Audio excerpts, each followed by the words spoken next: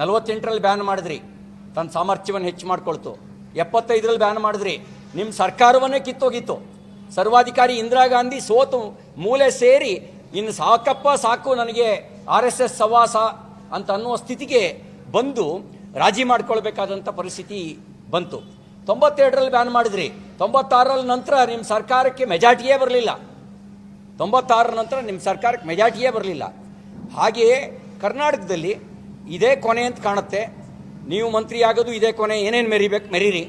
ನಿಮ್ಮ ಪಕ್ಷ ಅಧಿಕಾರಕ್ಕೆ ಬರೋದು ಇದೇ ಕೊನೆ, ಇನ್ನು ಯಾವತ್ತೂ ನಿಮ್ಮ ಪಕ್ಷ ಅಧಿಕಾರಕ್ಕೆ ಬರೋದಿಲ್ಲ. ನಿಮ್ಮ ಒಡೆದಾಳ್ತಕ್ಕಂಥ ರಾಜಕೀಯ ನೀತಿ ಜನ ಬೇಸತ್ತಿದ್ದಾರೆ. ಇವತ್ತು ಎಲೆಕ್ಷನ್ ಆದರೂ ನೀವು ಚಾಲೆಂಜ್ ಮಾಡ್ತೀನಿ ನಾನು ನಿಮಗೆ. ಇವತ್ತು ನೀವು ಡಿಸಾಲ್ವ್ ಮಾಡಿ, ತಾಕತ್ತಿದ್ರೆ ಡಿಸಾಲ್ವ್ ಮಾಡಿ ಬನ್ನಿ, ಅಜೆಂಡಾ ಇಟ್ಕೊಳ್ಳಿ. RSS ಬ್ಯಾನ್ ಅನ್ನೋದೇ ಅಜೆಂಡಾ ಇಟ್ಕೊಳ್ಳಿ. ನೀವು ಸೋಲ್ತೀರಿ, ನಿಮ್ಮ ಪಕ್ಷವೂ ಅಧಿಕಾರ ಕಳ್ಕೊಳ್ಳುತ್ತೆ.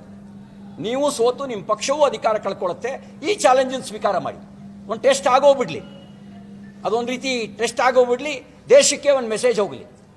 ಆವಾಗ ನಿಮ್ಮ ಒಡೆದಾಳ್ತಕ್ಕಂಥ ರಾಜನೀತಿ ಏನು ಅನ್ನೋದು ಕೂಡ ಅರ್ಥ ಆಗುತ್ತೆ. ಇನ್ನು ಅಂಬೇಡ್ಕರ್ ವಿಚಾರನ ಬಳಸಿದ್ದೀರಿ. ಅಂಬೇಡ್ಕರ್ ಹೆಸರು ಹೇಳೋ ಯೋಗ್ಯತೆ ನಿಮ್ಮ ಪಾರ್ಟಿಗೆ ಇಲ್ಲವೇ ಇಲ್ಲ. ನಿಮ್ಮ ಪಾರ್ಟಿಗೆ ಇಲ್ಲವೇ ಇಲ್ಲ. ಯಾಕೆ ಅಂದರೆ ಅಂಬೇಡ್ಕರ್ ಅವ್ರನ್ನ ಬದುಕಿದ್ದಾಗ ಚುನಾವಣೆಯಲ್ಲಿ ಸೋಲಿಸಿ ಸತ್ತಾಗ ಅವರಿಗೆ ಅಪಮಾನ ಮಾಡಿದ ಕುಖ್ಯಾತಿಯೂ ಕೂಡ ನಿಮ್ಮ ಪಾರ್ಟಿಗೆ ಇದೆ. ನಿಮ್ಮ ಪಾರ್ಟಿಗೆ ಇದೆ.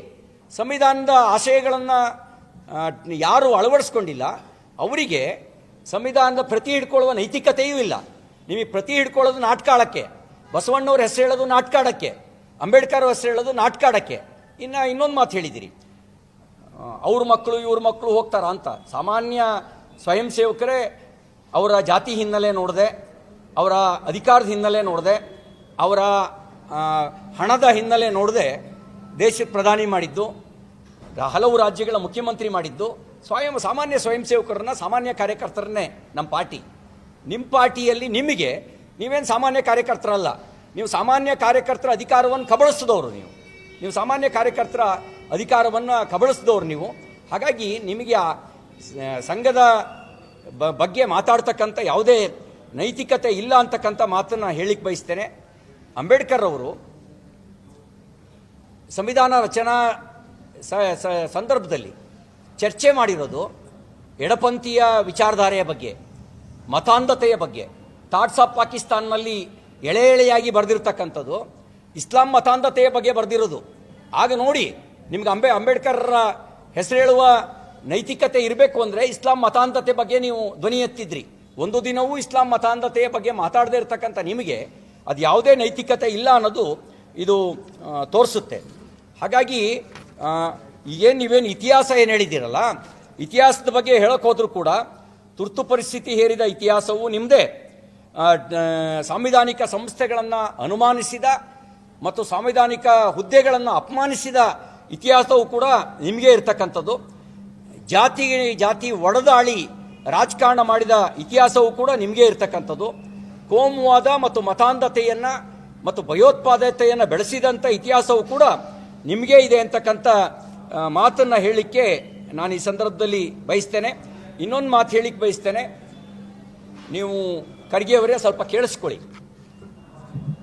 ಸೇವೆ ಎಂಬ ಯಜ್ಞದಲ್ಲಿ ಸಮಿದೆಯಂತೆ ಉರಿಯುವ, ಧ್ಯೇಯ ಮಹಾಜಲದಿಯೊಳಗೆ ಸಲಿಲವಾಗಿ ಹರಿಯುವ, ಉಚ್ಚ ನೀಚ ಭೇದವ ಅಳಿಸಿ ದೂರಗೊಳಿಸುತ್ತಾ, ರೊಚ್ಚು ರೋಷ ನೀಗುತ್ತಾ ಬಂಧುಭಾವ ಬೆಳೆಸುವ ಅನ್ನುವ ಹಾಡನ್ನು ಸಂಘದ ಶಾಖೆಯಲ್ಲಿ ಸ್ವಯಂ ಸೇವಕರಿಗೆ ಕಲಿಸ್ಕೊಡ್ತು. ನಿಮ್ಮ ಕಾಂಗ್ರೆಸ್ ಯಾವತ್ತಾದರೂ ಇಂಥ ವಿಚಾರನ ಹೇಳ್ಕೊಟ್ಟಿದೆಯಾ? ಹುಟ್ಟಿನಿಂದಲೇ ಜಾತಿ ಹಣೆಪಟ್ಟಿ ಹಚ್ಚುತ್ತಾ ಮುಟ್ಟದೆ ಅಟ್ಟುವುದು ಸರಿಯೇ, ಅಂತರಿಕ್ಷಕ್ಕೆ ಅಡಿಯಿಟ್ಟ ನರನಿಂದು ಅಂತರವ ತೋರುವುದು ತರವೇ, ಪ್ರಾಣಿ ಪಕ್ಷಿಯೊಳಿರಿತು ಐಕ್ಯಮತ್ಯದ ಭಾವ ಸಣ್ಣಿರುವೆ ತರಿಸಿತ ಕಣ್ಣ, ಅಣು ಅಣುವ ಸೃಷ್ಟಿ ಮಾಡಿರಲು ಮಹಾದೇವ ಮತ್ತೇಕೆ ಅಸ್ಪೃಶ್ಯ ವರ್ಣ ಅಂಥೇಳಿ ಜಾತೀಯತೆ ಮತ್ತು ಅಸ್ಪೃಶ್ಯತೆ ವಿರುದ್ಧ ಸ್ವಯಂ ಸೇವಕರನ್ನು ಜಾಗೃತಗೊಳಿಸಿದಂಥ ಒಂದು ಖ್ಯಾತಿ ಸಂಘದ ಶಾಖೆಗಿದೆ. ನಿಮಗೆ ಇಂಥದ್ದು ಯಾವುದಾದ್ರು ಖ್ಯಾತಿ ಇದೆಯಾ? ನಿಮಗಿರೋದು ಬರೀ ಕುಖ್ಯಾತಿ ಮಾತ್ರ. ನಿಮಗಿರೋದು ಕುಖ್ಯಾತಿ ಮಾತ್ರ. ಆ ಕುಖ್ಯಾತಿಯನ್ನು ಮುಚ್ಚಾಕೊಳ್ಳಿಕ್ಕೆ ಸಂಘದ ಸ್ವಯಂ ಸೇವಕರ ಮೇಲೆ ಆಪಾದನೆಯನ್ನು ಮಾಡ್ತಾ ಇದ್ದೀರಿ. ಬನ್ನಿ ಚರ್ಚೆಗೆ. ನೀವು 3 ಬಾರಿ ಬ್ಯಾನ್ ಮಾಡಿದಾಗಲೂ ಕೂಡ ನ್ಯಾಯಾಲಯವು ಉತ್ತರ ಕೊಟ್ಟಿದೆ, ಜನರು ಉತ್ತರ ಕೊಟ್ಟಿದ್ದಾರೆ. ನೀವೀಗಲೂ ಕೂಡ ಬನ್ನಿ ಚರ್ಚೆಗೆ.